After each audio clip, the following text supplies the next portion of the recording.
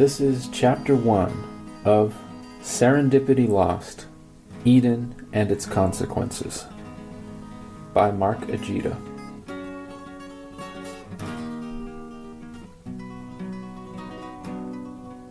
The first book of the Off-Course Texts, a series of philosophical reflections on the big here and the long now. Dedicated to the young man who told me about an idea that inspired a book which would take me more than 20 years to write. My point is not that everything is bad, but that everything is dangerous, which is not exactly the same as bad. Michel Foucault, on the Genealogy of Ethics, 1983. Chapter 1. Stop talking about Paradise Lost. Eden is about Serendipity Lost. Most people think that the story of Adam and Eve in Genesis is about Paradise Lost. The first two humans lived in a paradise called Eden. You might call the place a beautiful garden, but they lost it. Why? Because of disobedience. This is what people usually say. God told them not to eat fruit from just one magic tree, but Adam and Eve couldn't resist the temptation.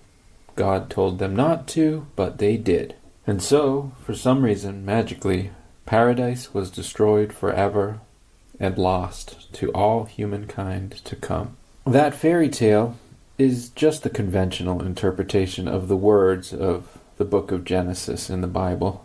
For 2,000 years of Christian history, it seems, and probably for a lot of the 2,000 years before that, during which pre-Christian Jews told this story, that synopsis matched what people thought about. However, we might imagine that at the origins of the story there is something more complex. For one thing, modern interpreters of the story have questioned whether the sin of Adam and Eve in Eden was really disobedience. In the next chapter, we will talk about the groundbreaking modern philosopher Spinoza. In the 17th century, he broke open the problem with the disobedience interpretation by pointing out that the whole fairy tale seems to be a little bit nonsensical.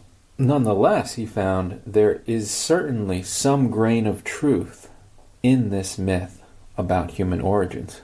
Of course, Spinoza wrote almost 2 centuries before Darwin's Origin of Species. Spinoza's idea of human origins did not include evolution or the major milestones of human development as we know them today, walking on 2 legs, the use of fire, tool-making, or, most crucially, agriculture.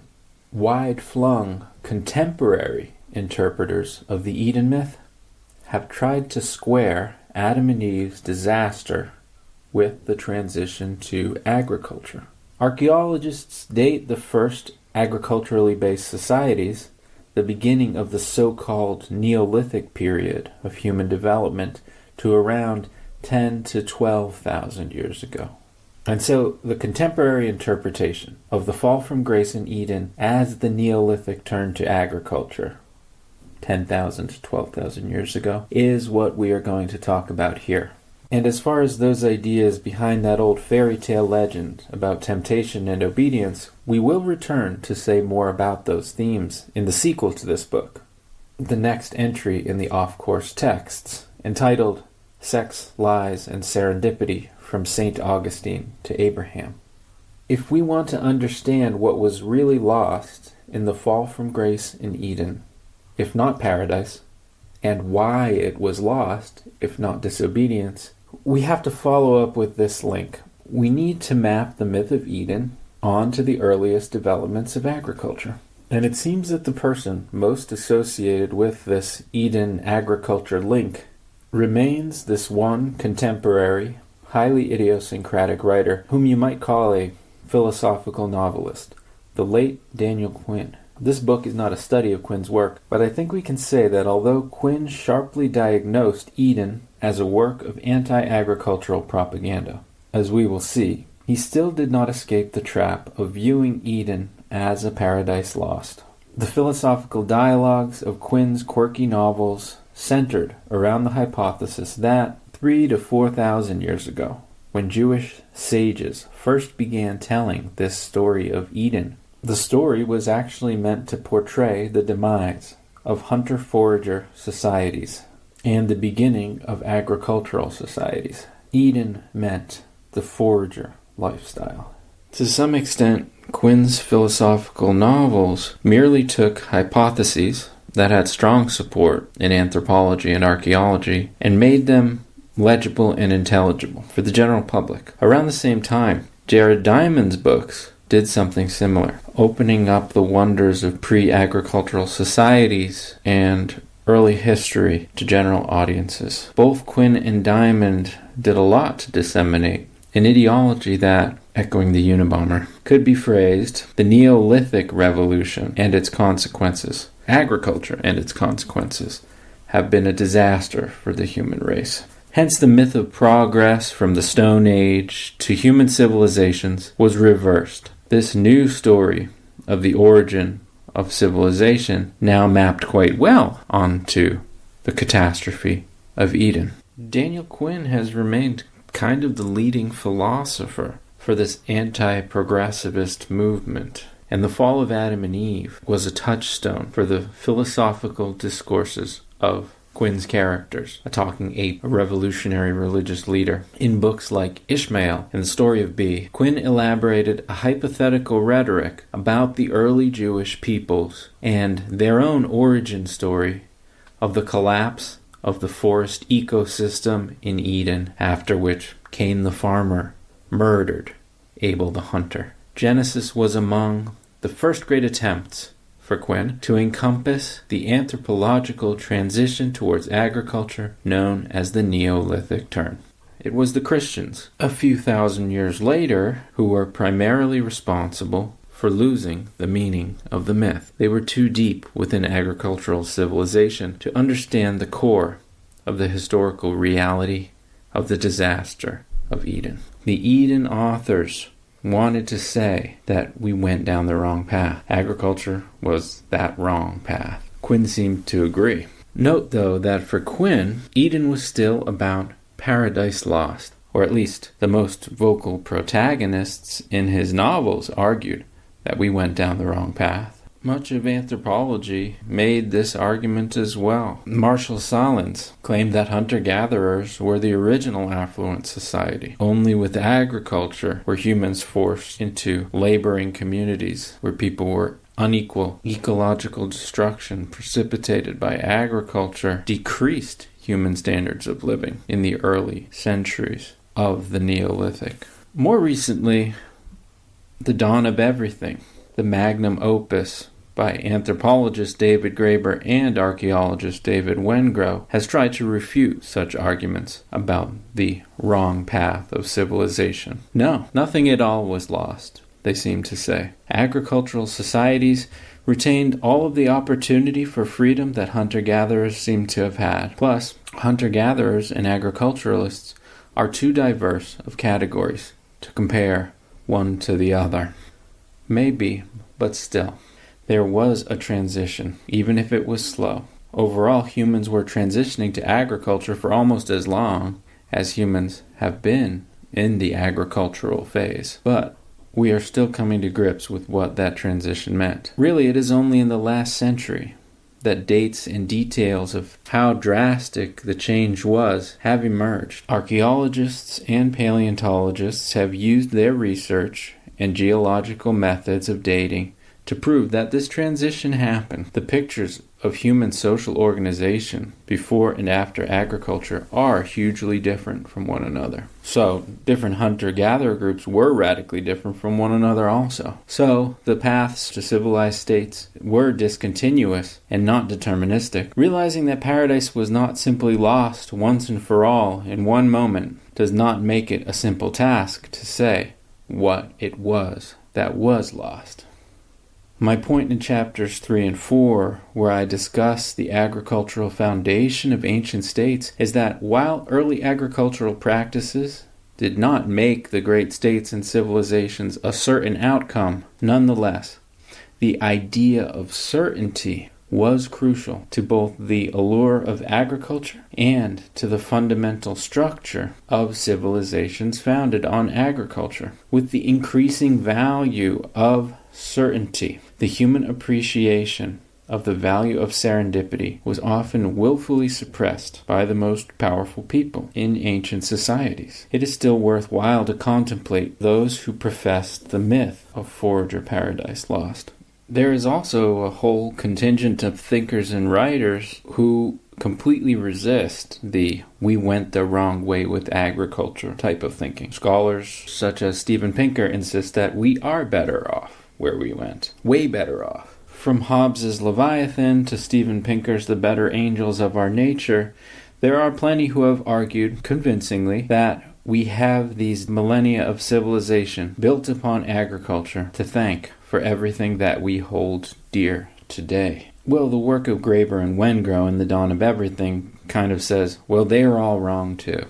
There has just been too much diversity amongst different societies, too much opportunity for dissensus and diversity even within civilizations to make this claim for progress or against progress.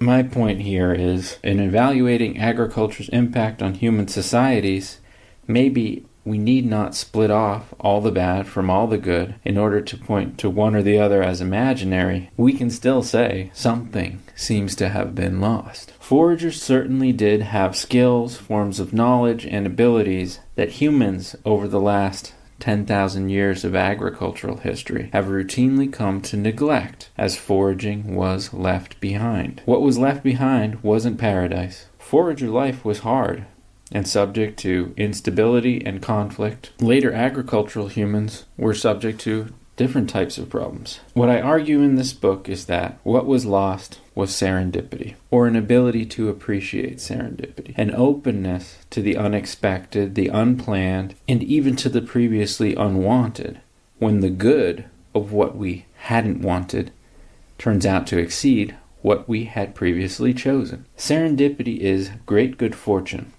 but not what we wanted. Happiness in a different form than what was planned. That's serendipity. It's good luck, but claiming the reward entails a certain kind of sacrifice. And for humans, giving up what we willed is never easy, but that's serendipity.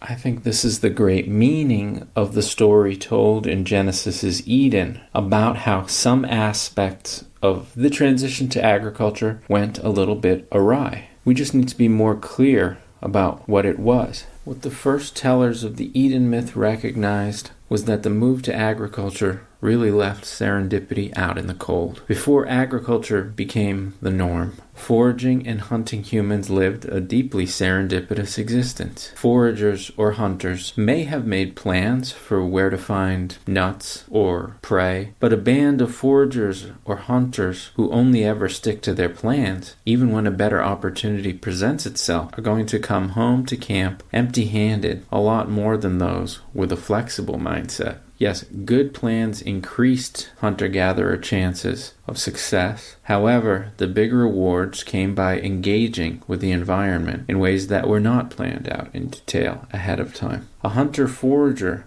who will not chase a new food source into unexpected places is the definition of a loser. In that world, serendipity won. When agriculture comes on the scene, the game is changed. Agriculture was, in its essence, uncertainty reduction.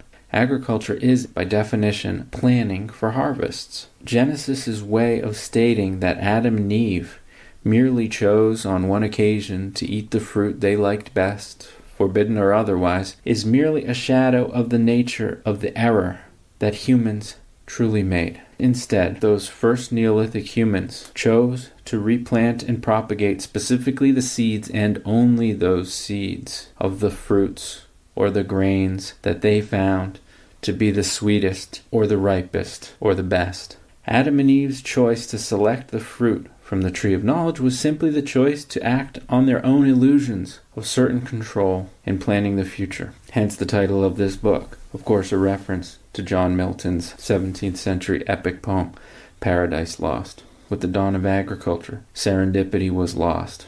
Well, this seemingly innate tendency of our species to prefer our plans over serendipity is a learned one and a relatively new one. It is a deeply ingrained one, but hardly a simply instinctual one. For millions of years, we were creatures of serendipity. Serendipity was the original wellspring of human success. Then, over the course of the last 10,000 years, we have become even more embedded in a world of serendipity lost. Granted, not without some success in that, depending on how you define success. Over thousands of years, agriculture led to the creation of what I would call certainty-oriented civilizations. It didn't happen right away, but it was thousands of years ago. One issue, as early agricultural societies elaborate into civilizations, slaves start to become normal and necessary. Well, 5,000 years ago, the Jews, the storytellers who created the myth of Eden, were themselves slaves. At least they were low in the social hierarchies of the early civilizations where they lived. The ancient Jewish sages who came up with the Eden myth were the outcasts of the first certainty-oriented civilizations. These Middle Eastern sages who first started telling the Eden story were trying to teach other slaves about a disaster at the root of the great agricultural theocracies in which they, the Jews, or those who were becoming Jews, were forced to labor. In chapter 3 of Genesis, the criticism, the complaint against agriculture and against the societies that grew out of agriculture appears, and it is spoken by the voice of God. He describes to Adam and Eve precisely the catastrophic results of civilization's turn away from serendipity. Cursed is the ground because of what you have done, and only with painful toil will you extract food from it. All the days of your life, the soil will grow thick with useless weeds and thorns for you, and you will eat only what you plant and tend in your fields. Only by the sweat of your brow will you gain your food until you die and are buried in the ground from which you came. For from the dust you began, and into the dust upon which you labor you must be returned. The passage seems unequivocal. To those earliest flickerings of the ancient Judaic social movement, the rise of agriculture and civilization, the transformation from our most recent foraging ancestors to civilized man, was a fall from grace. Something powerful, amazing, and beautiful was lost from our natures when our species made the crucial step in a series of biological and technological advancements that brought us to our present condition. Well, admittedly, taking the whole of Genesis into account, there is some cognitive dissonance in its evaluations of agriculture. The fact is that the myth of Eden, as it is related in Genesis, is a palimpsest, layers of different myths and meanings combined, which mixed in a lot of fairy tale thinking with the main image. There is reality in the story of Eden, but it has been a bit obscured. The enchanted fruit, the talking snake, the whole thing about the rib, the notion of Eden as a hidden garden rather than as a state of humanity, woman as the seducer of man, and the equation of sin with disobedience. These fairy tale elements long obscured the central meaning, which was that when the mentality of agriculture was taken to an extreme, something important was lost. Serendipity. We'll see in the next chapter that it was the Enlightenment philosopher Baruch de Spinoza who first started to insist that there was more than meets the eye in the myth of Eden, as well as to much of the Old Testament. We are looking for the grain of truth in Eden. Crucially, God for the early Jews was precisely not the kind of gods that the priests of Babylon, Sumer, and Egypt had chosen to represent their power. I do not think it's an exaggeration to say that Judaism originates as a revival of serendipity against those first massive certainty-oriented societies. Actually, I don't think it is an exaggeration to say that the events that gave rise to all of our extant religions were based in rebellions against civilizations of certainty. The revolutionary teachers who the 20th century religious historian Karl Jaspers encompassed with his idea of the axial turn, Buddha, Confucius, Lao Tzu, Socrates, and others, all can be seen as figures who sought to revive a lost relationship to serendipity. What Jaspers saw as the axial turn was serendipity's revenge on certainty-oriented civilizations and the religions of certainty-oriented civilizations. What I will lay out in the concluding chapter is the idea that we need to relearn how to value serendipity today. And in the rest of the book, I hope to have shown that the struggle to bring serendipity back into style has a long history that seems to begin with the telling of the fall of Eden. At the core of the myth of Eden is a complex awakening to the fact of serendipity lost, not paradise lost. Genesis's Eden myth is the remnants of a struggle to find the truth of lost serendipity.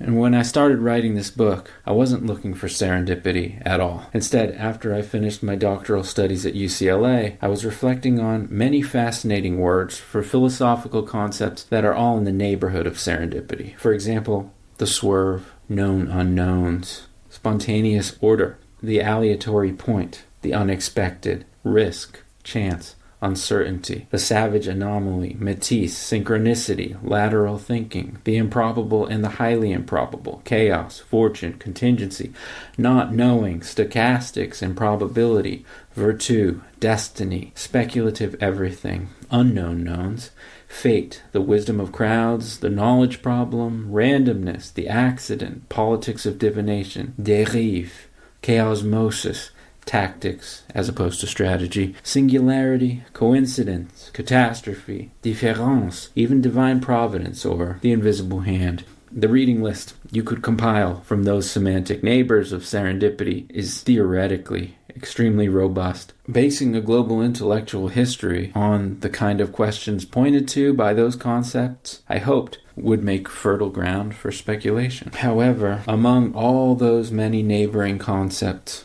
serendipity most strongly entails lack of intent in good fortune, or more radically, good fortune opposed to intent or plans. The term serendipity was first coined in 1754 by Horace Walpole, the Gothic Revival English writer. Walpole specified, "You must observe that no discovery of a thing you are looking for comes under this description of serendipity." Walpole's coquettish stipulations may seem to imply that serendipity is quite rare. The contrary is true. There is no good fortune that is not, to some degree, serendipitous. No reward that we achieve in life can come without certain serendipitous elements. This is to say that even the discovery of a thing you are looking for will require some degree of error correction about the thing that you were looking for, what you had been looking for. What we find is never exactly what we were looking for.